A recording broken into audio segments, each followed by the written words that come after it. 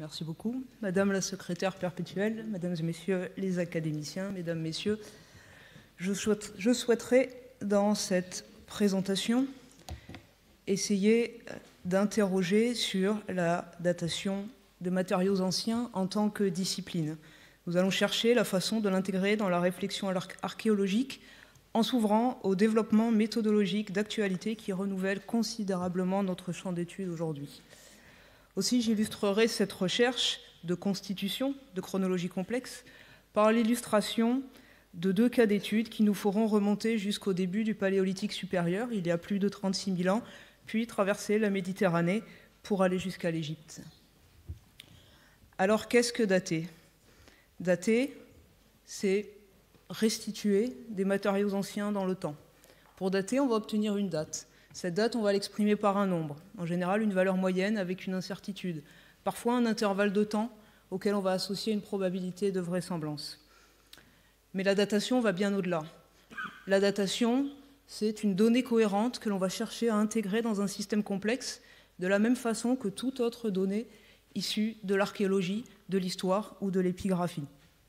Aussi, et avant tout, la datation, l'intégration de la datation dans la réflexion archéologique ne peut se faire que par des règles qui sont régies par le raisonnement archéologique. Aussi, et nécessairement dater, c'est maîtriser le contexte de l'échantillon, de l'objet que l'on cherche à analyser. Aussi, et c'est pourquoi nous cherchons avant tout à assurer la datation par la conjonction, la récurrence ou l'accumulation de méthodes et d'inférences archéologiques. Mais désormais, par les développements méthodologiques instrumentaux, nous avons la capacité non plus de dater, mais de constituer de véritables jeux de données. Et en ce sens, l'enjeu actuel n'est plus de dater, mais c'est vraiment de chercher à constituer ce que je vais appeler des modèles chronologiques complexes qui vont être capables d'intégrer pas seulement la datation physique, qui va nous donner un nombre, mais toutes les informations disponibles sur la problématique sur laquelle nous travaillons. Et en ce sens, dater aujourd'hui, c'est chercher à restituer des pans entiers de l'histoire de l'homme, mais aussi de son milieu. Aussi, la démarche que je vous propose de vous présenter, elle nécessite tout d'abord un développement méthodologique croisé, le recours à des mesures instrumentées en cherchant à varier au maximum, à diversifier ces mesures. Et puis, justement, parce qu'on va constituer ces vastes jeux de données, il va falloir être capable de les interpréter et donc d'avoir recours à des outils statistiques puissants. Aussi, il faut savoir comment interpréter ces données. Or, puisque la datation ne peut se faire sans une connaissance préalable du contexte de ce que l'on étudie, la datation n'est jamais la seule information que l'on a sur l'échantillon ou l'objet que l'on est en train d'interpréter. Aussi, et c'est bien là la spécificité de l'archéologie, c'est que la donnée initiale que l'on va avoir sur ce que l'on est en train de dater, elle est subjective, entendant par subjective que l'on n'a pas toute l'information. Elle est lacunaire, et en ce sens, il va falloir être capable de trouver des outils statistiques capables de borner cet inconnu sans parjurer à l'état de la connaissance que l'on a. Une fois cela fait, il faudra rester conscient des hypothèses sous-jacentes aux différentes inférences que l'on va faire. Et une fois cela accepté, alors on va pouvoir chercher à aller au-delà de la statistique descriptive pour constituer ces modèles. Donc finalement, qu'est-ce qu'un modèle ? Un modèle, c'est simplement une façon de simplifier une représentation de certains aspects de la réalité à un moment donné, et étant donné l'état des connaissances au moment de notre étude. Aussi, nécessairement et par définition, un modèle est faux, mais certains sont moins faux que d'autres. Aussi, ce que l'on essaie de faire en archéologie, c'est simplement à définir un raisonnement plausible en présence d'incertitudes. C'est pourquoi vous comprendrez aisément que la statistique la plus appliquée est l'approche bayésienne, parce qu'elle a cette capacité, d'une part, à formaliser les relations entre ce qui va relever de la présupposition, de l'information a priori, et les conclusions vers lesquelles on cherche à tendre, et aussi parce qu'elle nous offre cette capacité à manipuler les incertitudes d'une façon qui va être à la fois cohérente et logique. La difficulté principale, c'est que dans ces travaux de modélisation de chronologie complexe, on cherche à intégrer toutes les informations qui peuvent être historiques, textuelles, comme archéologiques ou physiques. Et pour pouvoir mettre cet ensemble d'informations dans un même modèle, il faut être capable de les traduire dans un même langage.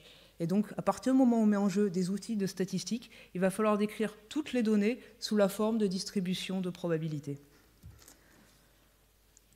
Alors, dans cette Cette présentation un peu théorique est là pour nous montrer une façon de raisonner que l'on va essayer, que l'on va chercher à appliquer à 2 études de cas. Une première qui va nous nécessiter de remonter dans le temps et d'aller vers la grotte Chauvet, où je vais pouvoir vous présenter un exemple abouti, et puis nous chercherons à traverser la Méditerranée pour aller sur une étude en cours. Donc la grotte Chauvet-Pont d'Arc, dans le sud de la France, en Ardèche, dans une région que vous connaissez sans doute.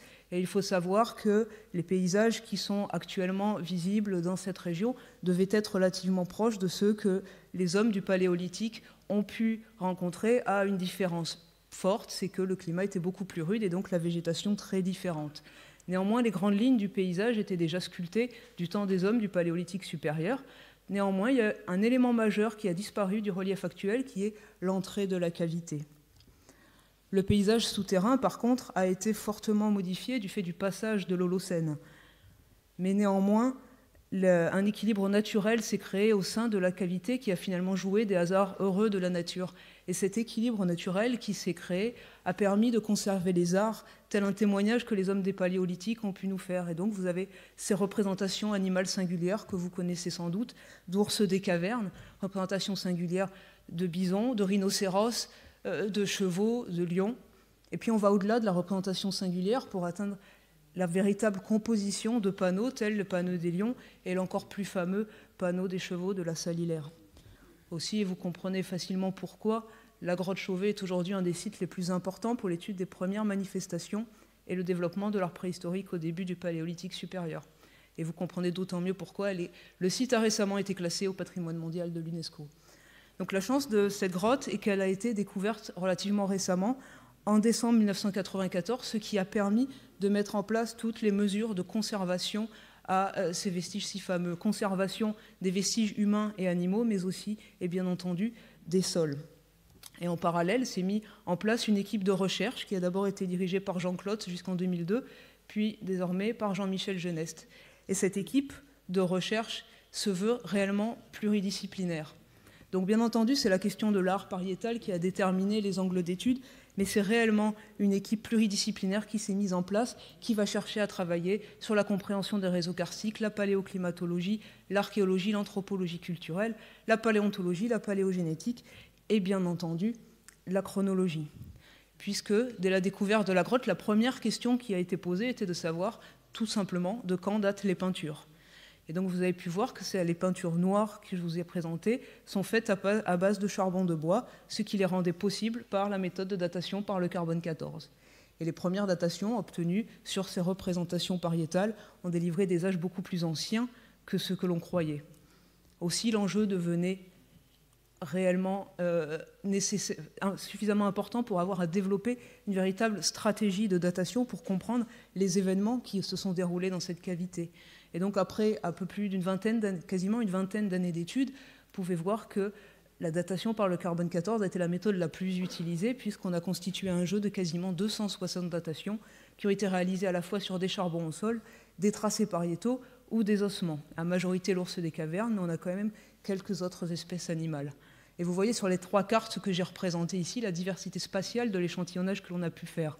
La seule contrainte que l'on avait était la préservation et l'accessibilité depuis les passerelles. Aussi, cette régularité topographique et spatiale est relativement inédite pour l'étude d'une grotte. Mais comme j'ai essayé de le dire tout à l'heure, la nécessité de recourir à des mesures instrumentées variées est indispensable à la constitution d'un modèle chronologique. Aussi, nous avons cherché à appliquer d'autres techniques de datation pour confronter nos premiers résultats. Et donc les marques anthropiques ont pu être datées aussi par la thermoluminescence sur des parois chauffées, mais comprendre la vie de la grotte, c'est pas seulement dater la vie des hommes, c'est aussi dater la vie de la cavité elle-même. Et donc on a pu appliquer des méthodes de datation telles les déséquilibres dans la famille de l'uranium ou les datations cosmogéniques au chlore 36 pour dater les événements géologiques majeurs qui se sont produits. Alors une fois rassemblé cet ensemble d'informations, il se posait la question de savoir comment les interpréter. On a commencé, travailler par étapes, à se focaliser seulement sur les datations C14 et de se dire simplement qu'en fonction de la nature de l'échantillonnage, charbon au sol, ossement, on n'allait pas répondre aux mêmes questions. Donc je vais ici focaliser seulement sur les charbons au sol, mais la méthodologie a été appliquée de la même façon aux ossements. La question qu'on s'est posée, c'est, au moment de l'échantillonnage, à quelle question va-t-on répondre par la datation de charbon au sol ? Et ce que l'on essaie de comprendre, c'est les fréquentations de l'homme dans la grotte. Aussi, on a cherché à rassembler toutes les données disponibles antérieurement à ces analyses physiques et qui pouvaient partiellement répondre à notre question. Et on peut montrer qu'a priori, par l'archéologie, des sondages, des superpositions graphiques, il y aurait 2 phases de fréquentation humaine dans la cavité qui auraient eu lieu. Alors ce que l'on a fait, c'est qu'on a intégré comme a priori à nos données physiques cette information. On a simplement dit à notre modèle statistique, eh bien, dans cette grotte, il y a eu 2 phases de fréquentation. Et nécessairement, s'il y a une phase de fréquentation, il y a un début et une fin. Donc on a modélisé par des lois statistiques ces événements de début et de fin de phase. Et on a demandé au modèle de nous calculer dans le temps ces événements. Mais ce qu'on voulait, c'était aller plus loin. Là, on se concentre seulement sur l'information du radiocarbone. Mais on peut chercher à confronter les méthodes. Or, je vous ai dit qu'on avait mis en place d'autres jeux de méthodes pour répondre à d'autres types de questions. Et en particulier, les études géomorphologiques ont montré qu'il y avait eu différents écroulements de parois qui avaient eu lieu à l'entrée de la cavité et qui avaient d'abord obstrué le chemin d'accès vers la cavité, c'est l'événement E0, puis partiellement jusqu'à totalement fermer l'entrée de la grotte, ce qui fait qu'aujourd'hui, il n'est plus visible. Alors, par la datation cosmogénique par le chlore 36, on a été en mesure de dater ces événements géologiques dans le temps. Et on se retrouvait avec cet ensemble de données qu'il allait falloir confronter. Sur cette représentation, les datations C14 sont juste calibrées sans travail de modélisation. Et si on compare avec les résultats que l'on a obtenus pour le chlore 36, il est très remarquable de voir que les événements géologiques semblent être corrélés avec les fins de phase de fréquentation humaine. Et puisque ces informations sont indépendantes, on peut se servir des datations au chlore 36 comme un a priori aux mesures C14. Et donc on a complexifié le modèle en lui disant que les fins de phase de fréquentation de l'homme dans la grotte étaient liées à ces événements géologiques majeurs. Et on a demandé à savoir si cela était plausible ou pas. Et de cette façon-là, on a appliqué cette même méthodologie à la datation des ossements d'ours et on a été capable, par ce travail de modélisation chronologique complexe, de restituer une réelle histoire de la vie de la grotte. Et cette histoire, elle nous raconte que les premiers à être entrés dans la cavité, ce sont les ours des cavernes. Et puis, contemporainement à cette fréquentation des ours des cavernes, les hommes sont entrés dans la grotte jusqu'à il y a environ 33-34 000 ans. Et la fin de cette phase de fréquentation à la fois humaine et animale serait liée à un événement géologique majeur qui a obstrué le chemin d'accès vers la cavité. Et puis pendant 3 à 4 000 ans, nous n'avons plus aucune information, ni anthropique ni animale dans la grotte. Plus personne ne rentre. Jusqu'à une deuxième phase de fréquentation humaine qui apparaît il y a environ 31 000 ans et qui va durer 2 à 3 000 ans. Et cette seconde phase de fréquentation humaine, elle se termine à un moment qui semble correspondre à un événement géologique majeur, un écroulement de parois à l'entrée de la grotte qui obstrue partiellement l'accès à la cavité. Et à partir de là, nous n'aurons plus aucune attestation de l'homme dans la grotte. Seules quelques petites espèces animales ont pu être datées jusqu'aux alentours de 21 000 ans, qui correspond au moment où le dernier écroulement de parois ferme totalement l'entrée de la cavité. Et à partir de là, et jusqu'à sa redécouverte en 1994, plus aucun homme ni animal n'a pénétré dans la grotte. Aussi, et par cet exemple, j'ai essayé de vous montrer l'intérêt de développer des méthodologies croisées pour contraindre non pas seulement une question, la vie de l'homme, mais la restituer dans le milieu dans lequel il travaillait. Et bien entendu, ce type de modèle a vocation à aller plus loin en cherchant à décrire des modèles chronologiques qui vont pouvoir se décrire à l'échelle régionale et de mettre en perspective différents sites.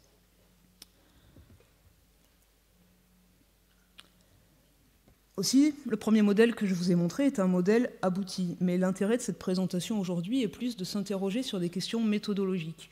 Et j'aimerais essayer de vous montrer que la méthodologie qu'on essaie de développer peut s'appliquer à tout champ d'études et à tout espace temporel. Aussi, on va maintenant aller voir un deuxième projet, qui est un projet en cours, donc je ne vais pas avoir de résultats définitifs à vous montrer, mais qui met en place la même méthodologie de travail. Néanmoins, et avant de présenter ce projet de recherche en cours, permettez-moi de vous présenter les circonstances de la recherche en Égypte. Puisque vous le savez sans doute, la législation égyptienne interdit l'exportation d'échantillons du sol égyptien en dehors de son territoire.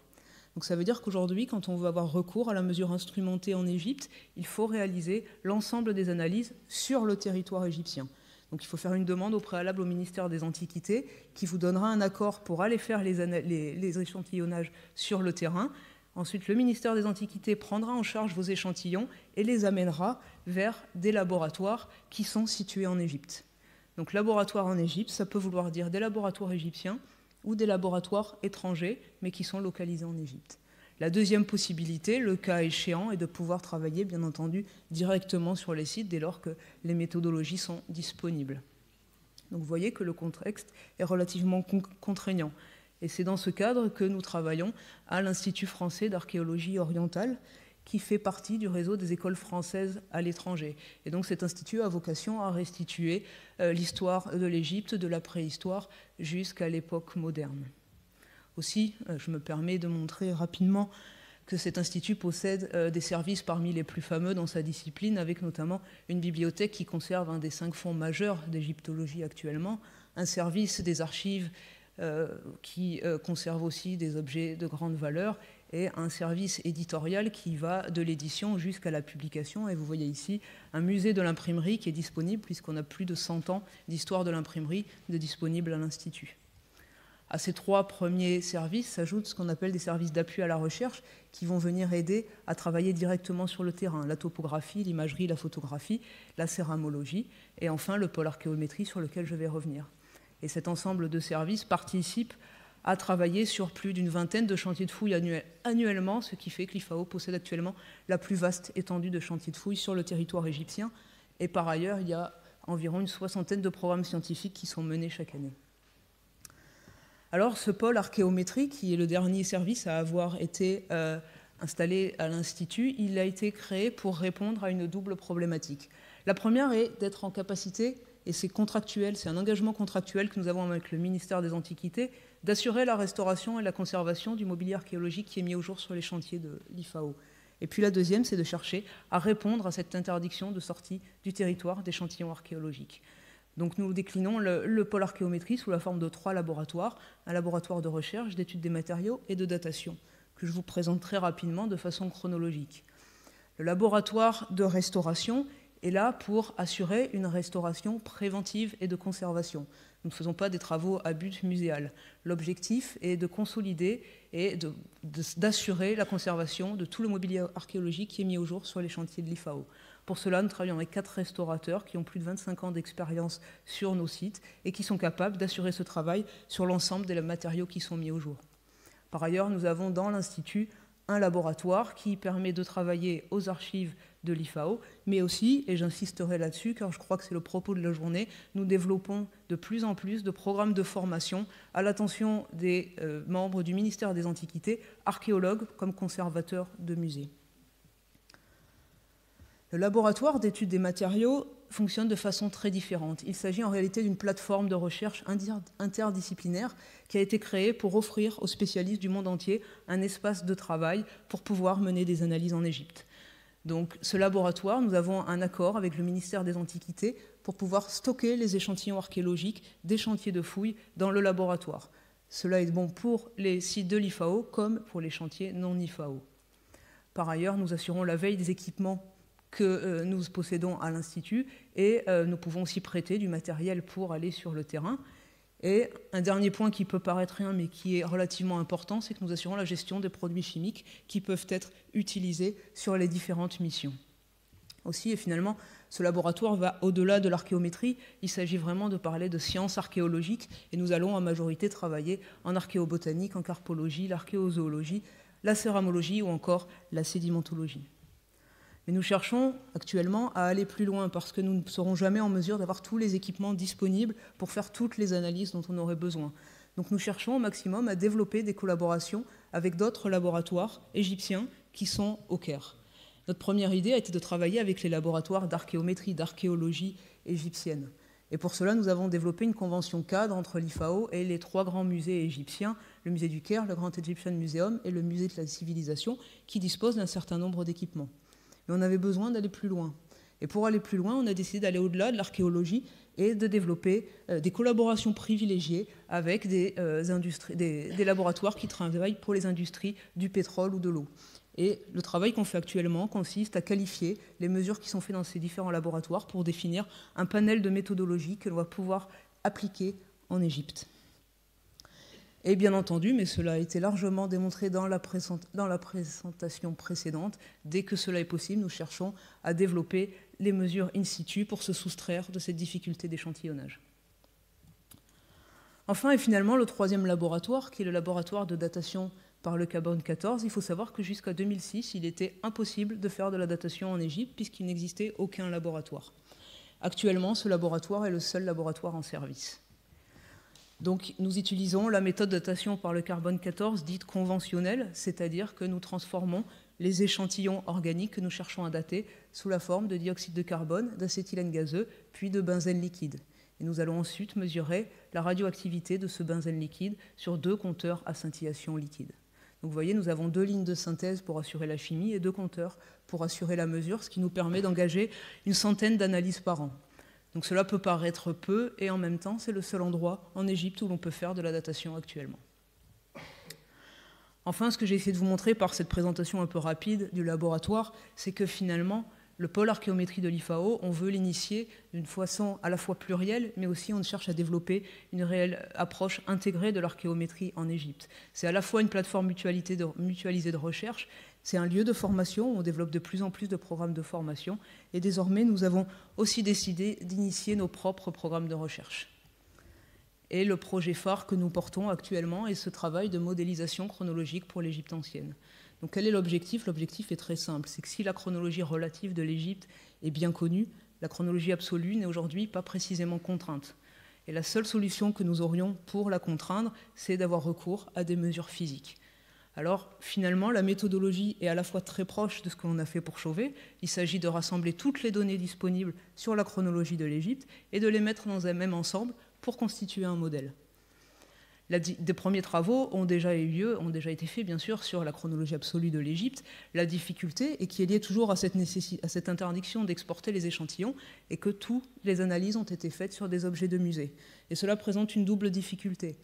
La première, c'est avoir des contextes archéologiques précis qui sont associés aux objets que l'on date.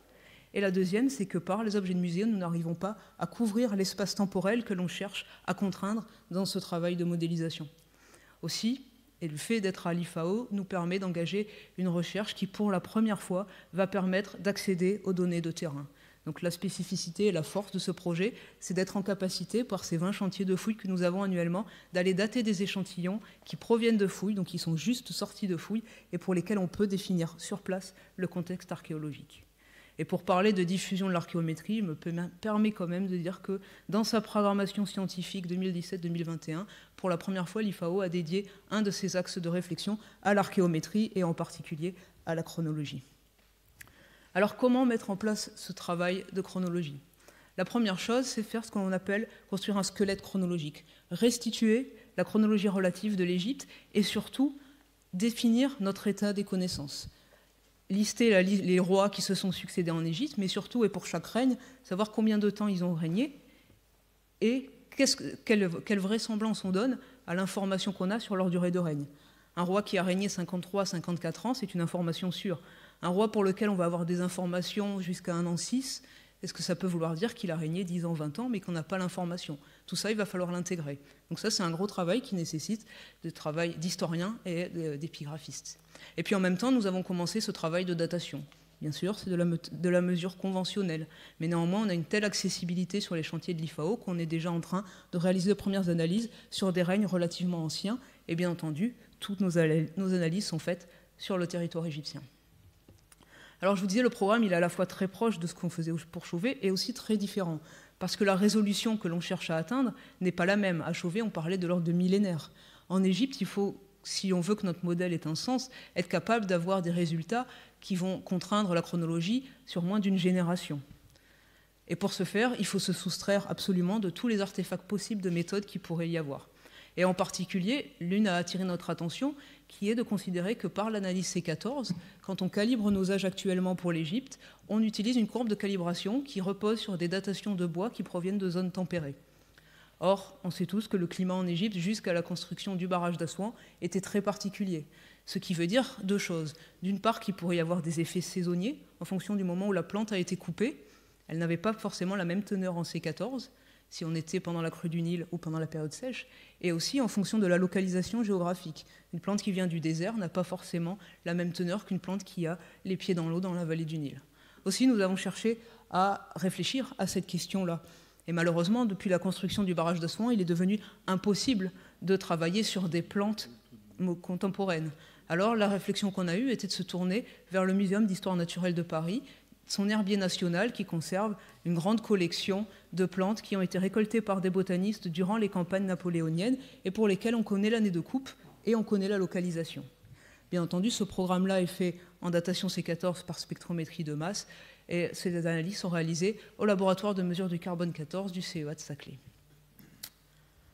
Enfin, le dernier axe de recherche qu'il fallait développer pour mettre en place ce projet, c'était de développer le formalisme statistique adapté à ce travail de modélisation.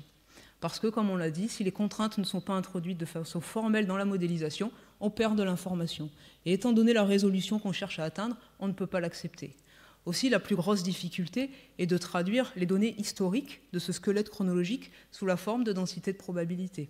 Un règne qui dure 53 ans, on ne peut pas l'introduire dans notre modèle de la même façon qu'un règne où on ne sait pas s'il a duré entre 6 et 20 ans.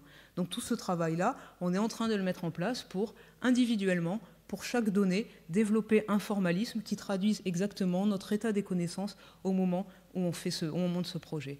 Et l'objectif sera, à la fin, d'être capable de proposer une densité de probabilité temporelle pour chaque événement fort de la chronologie de l'Égypte ancienne. Aussi, comme vous le voyez, ce projet, qui est un projet en cours, pourquoi je n'ai pas de résultats clairs à donner, mais pour les axes 2 et 3, il n'y a aucune difficulté à avancer. Néanmoins, la contrainte majeure que nous avons relève de la datation conventionnelle et de la méthode de datation mise en jeu, puisqu'elle a une double limitation, le temps des analyses, mais aussi et surtout les quantités de matière que l'on met en jeu pour réaliser une datation. Aussi, il y a un réel besoin, désormais, de se tourner vers des techniques beaucoup plus modernes, et en particulier de développer une ligne à l'IFAO pour pouvoir réaliser de la spectrométrie de masse par accélérateur. Aussi, l'avenir pour ce projet et plus largement pour l'archéométrie en Égypte, c'est d'abord, on a dit qu'on construisait un modèle en variant les mesures instrumentées. Là, pour le moment, le modèle ne reposera que sur des mesures C14. Mais il n'y a pas d'autre accessibilité actuellement en Égypte pour pouvoir impliquer d'autres méthodes de datation.